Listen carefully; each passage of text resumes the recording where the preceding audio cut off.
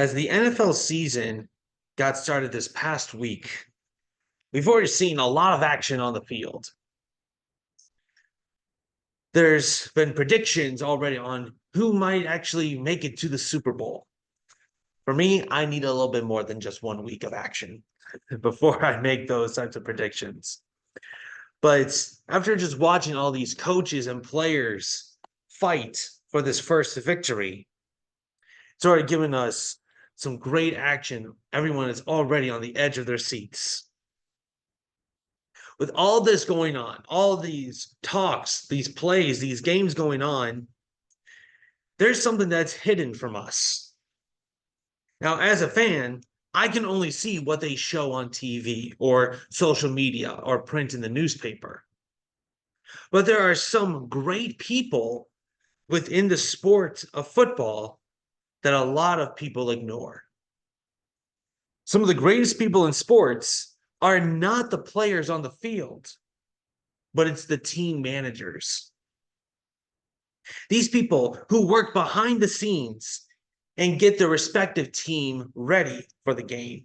In fact, they get them ready for whatever they need. These people, these team managers know everything about each player and coach. And I mean everything. They know what the player's shirt size is, and they even know what color Gatorade they like to drink. The team managers not only know the shoe size as well, but they also know what kind of shoe they want. So if a player has a Nike shoe, they not only know the size of the shoe, but the brand of shoe and which shoe they get from Nike for that particular game. Or if the player wears Adidas or Reebok or whatever, they know what each player likes to play with. Now, on top of all these responsibilities, all this knowledge, they also do some not so great things. For example, at the end of the game, they're also responsible for gathering all of the players' laundry. So all the sweaty jerseys, all the shirts, pants, socks, shoes, they're the ones who have to clean up the locker room and do all the laundry. And even though these groups of people might not be covered on TV with ESPN, they are an important part to the team. The tasks that they do are not less important than those on the field. They are just as equally important. This week, we're going to be taking a look at Nehemiah chapter 11, as well as the majority of chapter 12. And we're going to be looking at, well, another list of names. And I know this book has got a lot of lists of names, a lot of names of cities, and people tend to just skip over these sections because, well, it's a list of names that they can't pronounce. So probably doesn't mean anything. However, these lists of names give us so much detail in the nation of Israel. And even though we might not see the majority of these people throughout the rest of Scripture, it does not mean they are less important. In fact, we have a list, a particular list that is very important. Just as important as the descendancy of Jesus. We get descendancies of the priests, the Levites, and so much more throughout this chapter. So, even though it's a big list of names, we're not skipping over this. We're going to go through it. We might not be pronouncing all the names, so don't worry, I'm not going to spend all that time doing that. But we will be looking at the importance of these people. So in our first point today, this is going to be covering chapter 11, verses 1 through 19. These are the people who are dwelling in Jerusalem. So the people dwelling in Jerusalem. So we had verses 1 through 4a looked at earlier. I'm just going to read that again for us right now, which says, "Now the leaders of the people settled in Jerusalem. The rest of the people cast lots to bring one out of every 10 to live in Jerusalem, the holy city, while the remaining 9 were to stay in their own towns. The people commanded all the men who who volunteered to live in Jerusalem. These are the Provinical leaders who settled in Jerusalem. Now, some Israelites, priests, Levites, temple servants, and descendants of Solomon's servants lived in the towns of Judah, each on his own property in the various towns, while other people from both Judah and Benjamin lived in Jerusalem. Now, like I said, through the rest of this chapter, there's a lot of names, so please excuse me that I'm going to just skip over those. But we're going to be talking about who these people are. And as we saw in these verses, we see that the leaders of Jerusalem, they're already settled in the city of Jerusalem, but there could be more people in the city. And so there's two ways that the city was then added more people. And these are not just like the priests or the Levites, the temple servants or gatekeepers, but it's also the people from the tribe of Judah and Benjamin. These are the two tribes that predominantly lived near the city of Jerusalem, which actually Jerusalem is a part of the tribe of Benjamin. But since Judah was so close, they're also having more people from that tribe as well. And so, at the beginning of this series, we saw the walls being built, as we talked about that before. Now, one of the unique things is if the walls were being built, why wouldn't you want people living there? Isn't that like something to just think about? Like, if you just build the walls, well, you got to fill it with people now. The city was meant for people to live there. And so this city was not just meant for Levites, the priests, or the spiritual people of Israel, but it was also for just regular people, just the common people. And we see here this long list of names from the people from Judah and Benjamin, as well as the priests and Levites and the gatekeepers who are now living in the city. And at the beginning here, we also see that people casted lots for 1 out of every 10 to live in the city of Jerusalem. Now, casting lots, if you don't know what that means, casting lots is kind of like rolling dice nowadays. So if maybe you had to get the highest number or it's the lowest number of the dice, that means you guys would then live in the city. If your lot was casted, then you would live in the city. But also we had people who volunteered to live in the city, people who were called to live in the city of Jerusalem.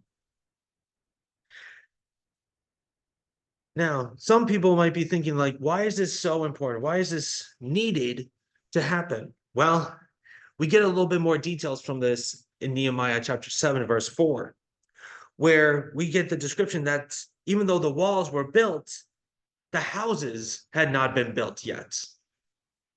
So even though the walls were great, they were strong, they could fortify the city, but inside the city, it was not ready yet.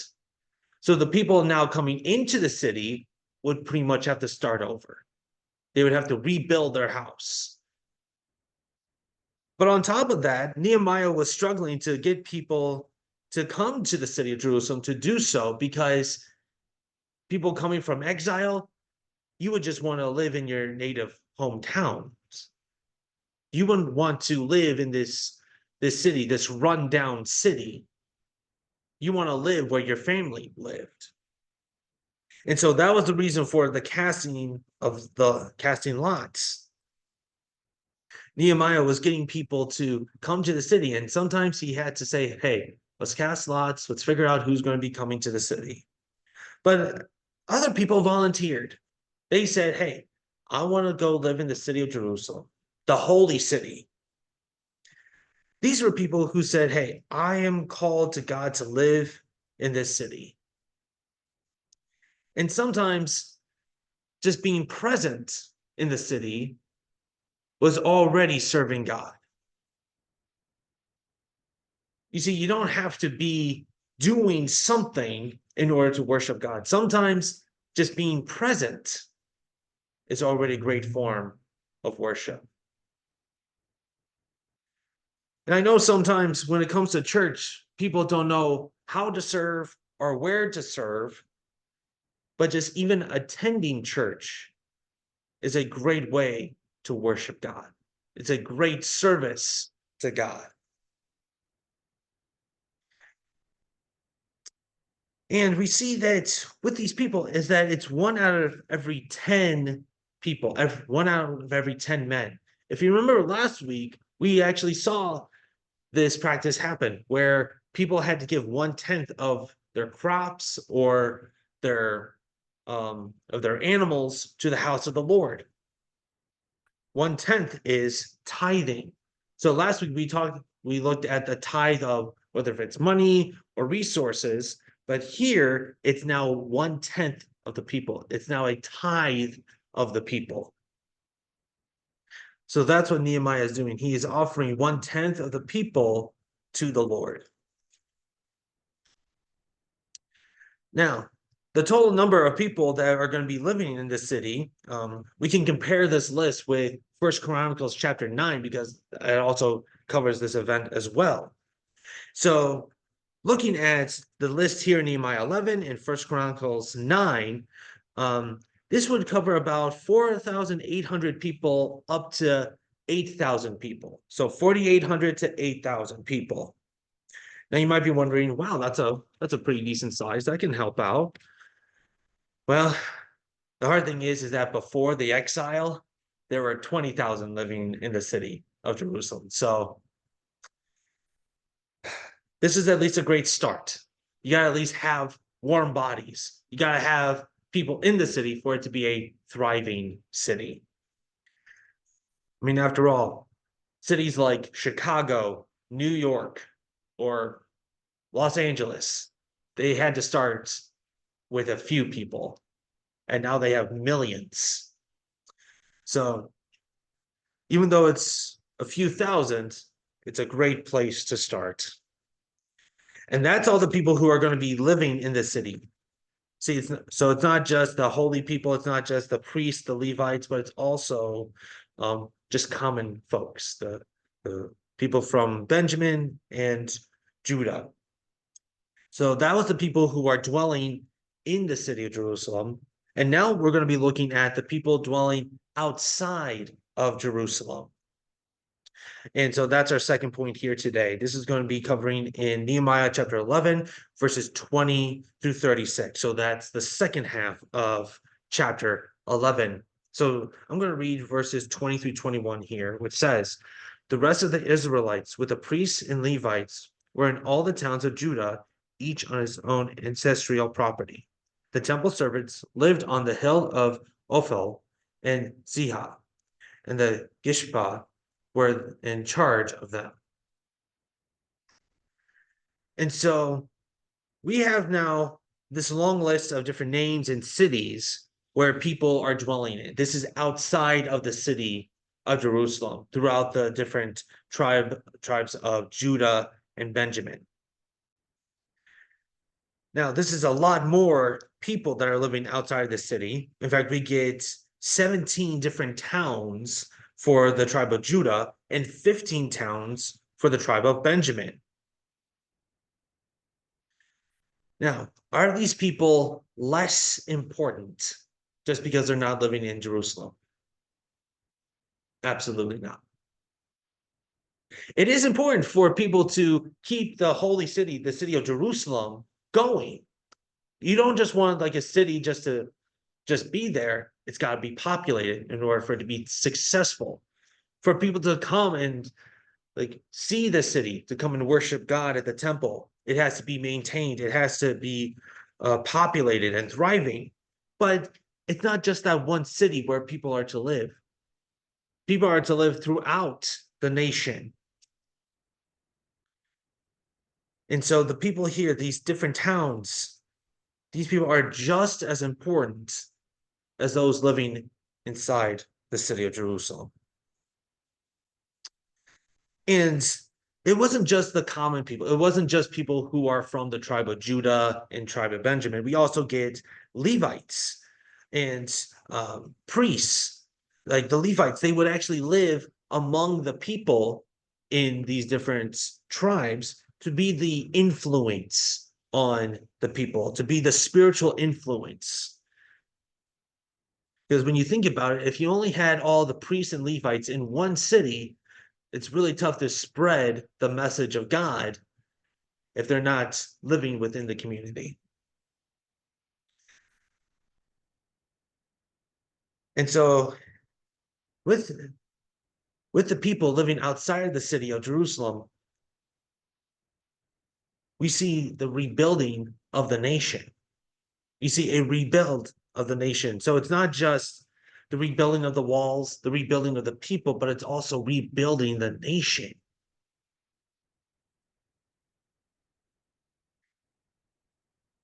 And friends, all these people here, all these friends, even though we get the list of names and cities, they're also building up to something very important.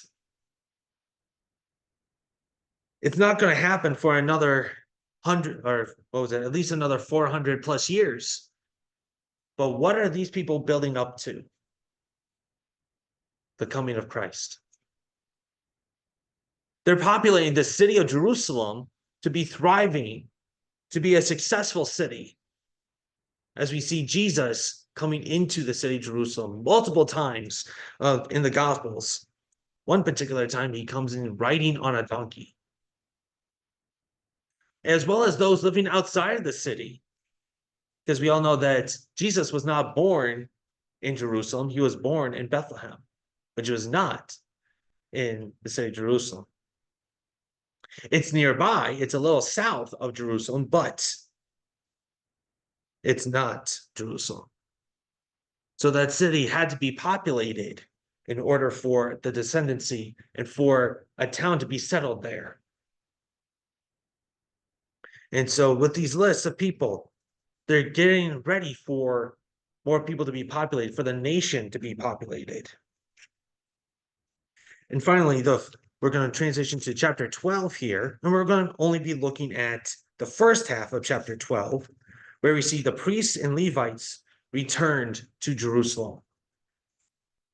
Now in here, we've got a couple different lists of names where we've got the priests and Levites who returned with Zerubbabel. Now, Zerubbabel, during this return, this was not during the same time as Nehemiah. This happened in 537 BC. Nehemiah's return was in 446 BC. So quite a bit of time difference with this, with these priests returning as well as Nehemiah's return. Now we get 22 different leaders who returned here. We get 8 of the Levites as well as several priests that are here. In fact, we even get a genealogy of the priests, starting in verse 10 through 21. Now, like I said, this list is important. This list is very important because not everyone can be a priest. You have to be a part of a certain bloodline in order to be a priest. In fact, you had to be a descendant of Aaron in order to be a priest. In fact, early on in this book, we see the importance of being a part of Aaron and even proving that you are a part of the line of Aaron. Because if you can't prove it officially, then you can't be a priest. Even Nehemiah even refused to go into the temple to hide from his enemies because he knew that he was not a priest, because he does not have permission. He does not have the authority from God to do so.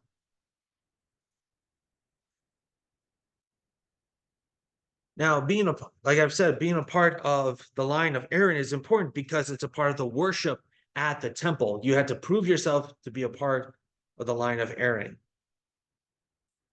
And friends, they actually still record the line of Aaron to this day. In fact, in Israel, it's actually law that if you're a part of the line of Aaron, that you must have the name Cohen, which in Hebrew that means priest. But it's also Israeli law that you cannot change your name either to Cohen or away from Cohen. So then the nation can keep track of who is a part of the line of Aaron.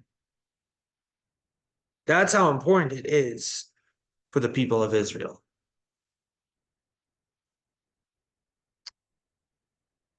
Now, even though there are people that don't have this specialty bloodline, does that make them less important? Absolutely not. But having this bloodline allows the history, the worship of God to continue at the temple.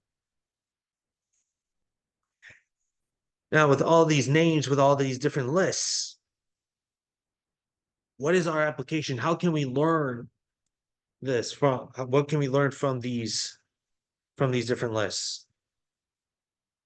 The first one here is that everyone plays a role in ministry. As we talked about in this section, that everyone has a role in the city of Jerusalem, as well as even outside of the city of Jerusalem.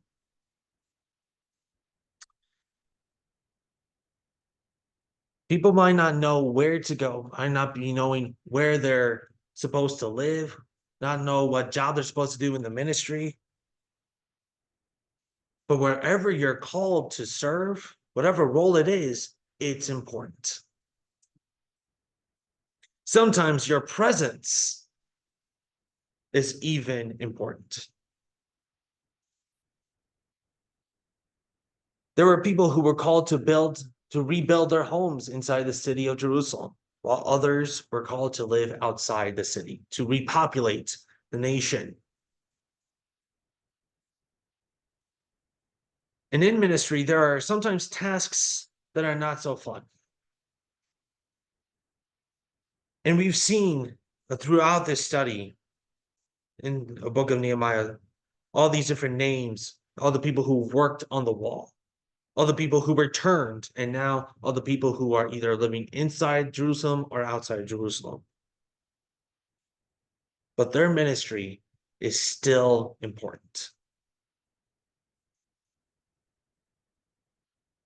Second application is that everyone has a place in ministry. Everyone has a specific place in ministry. Now, I'm not just talking about the role in ministry, but it's also where the ministry is. We've seen people travel to Africa to dig wells in a third world country. In fact, Marjorie and I know of a friend who travels to countries where you're not allowed to talk about Christ. In fact, it's illegal to talk about Christ. And the punishment for that is not pretty. And sometimes people are just called to stay home.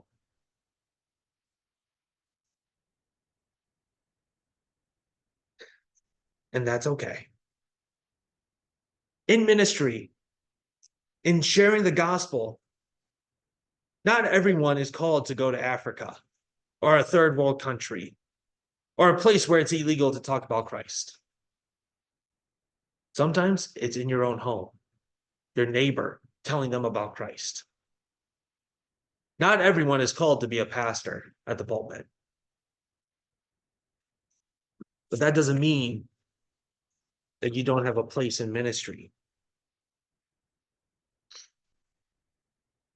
In fact, with last year, as we saw Pastor Ken leave this church as well as Trinity Grace to go help out a church up in Minnesota. And he's talked about how it wasn't that there wasn't anything that anyone did. It wasn't that anything that Pastor Ken did. Everything was going great. But God said, okay, you're done here in Illinois. Now time to go move to Minnesota. Sometimes we're called to do that. Sometimes we're called to move. Being a pastor's kid who's moved a few times, sometimes it's not fun. But boy, am I happy we moved. It's all about trusting in God. of where to serve. But then finally, it's when you truly love the Lord, you want to serve the Lord. Now, what does that mean? That when you truly love the Lord, you want to serve the Lord. You see, in chapter 11, as we looked at the very beginning, how there were people who volunteered to live in the city of Jerusalem.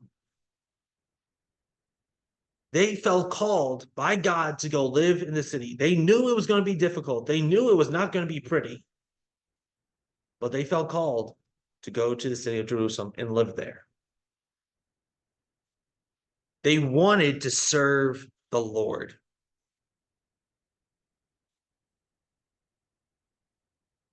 God called them to do this difficult task. And sometimes we're called to do that. But friends, if we love the Lord, we want to serve him. The job might be dirty. And I'm not just meaning difficult or hard. I mean, you might have to get dirty.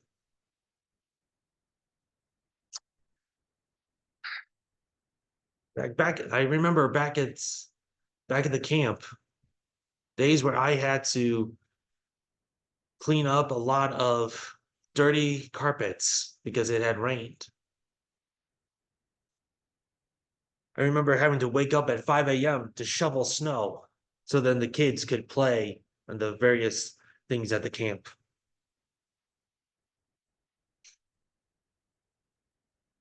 Like I said, if you truly love the Lord, you want to serve him. It might be tough, but boy, is it worth it. Let's close in prayer.